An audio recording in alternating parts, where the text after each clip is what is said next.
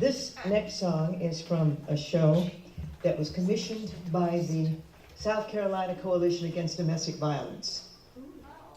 It's a story of Johnny and Judy, and I'm sure that from the title you can understand what it's about. It's called Punching Judy.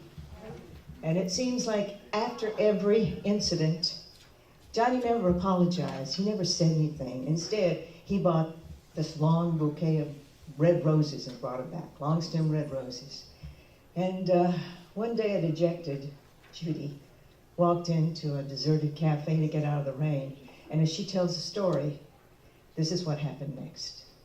I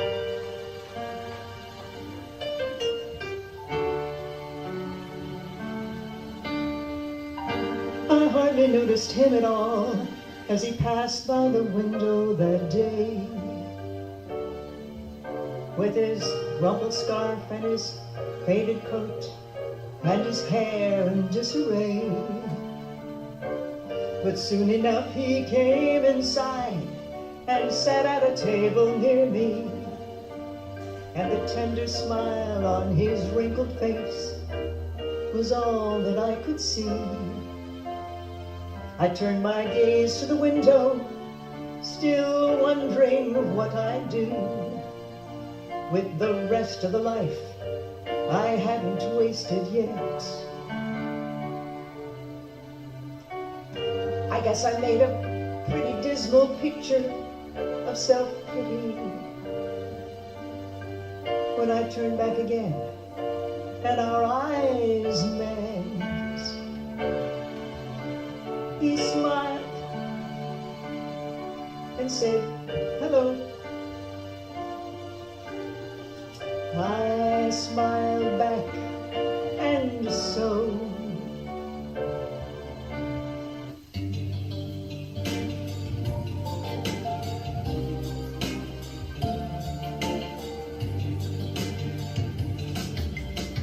soon this tender stranger knew more than there was to know of the disappointing, terrible details of my pain.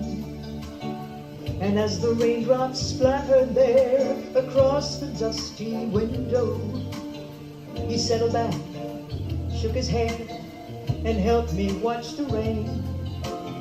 I poured out my disenchantments as the hours raced like storm clouds. And he never judged, and he never laughed out loud.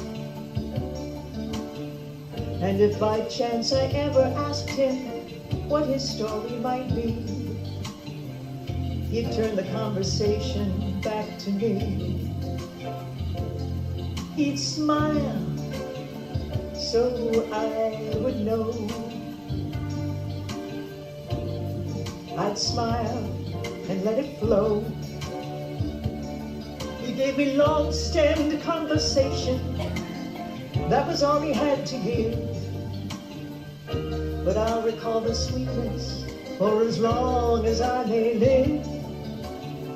For what he had to offer didn't wither up and die. His long-stemmed conversation and the twinkle in his eye. All too soon the rain had ended, and too soon our conversation. But I won't forget his quiet words and his simple observations. He said, life is never always good or as bad as it might be. And with that simple statement, he allowed me to be free. He smiled and turned to go. I smiled back, and so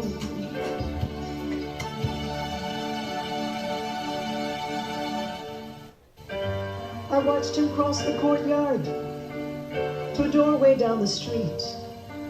And for the first time I noticed the sad shuffle of his feet. His crooked legs seemed to scream out with each motion that he made.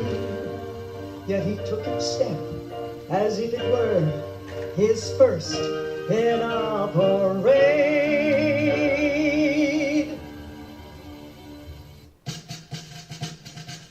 I sighed and watched him go. He's smiling somewhere now, I know. He gave me long stemmed conversation, that was all he had to offer. Though the message in his words was simple and his speech was plain, I never thanked him for the time he gave so willingly, and his long-stemmed conversation that meant the world to me.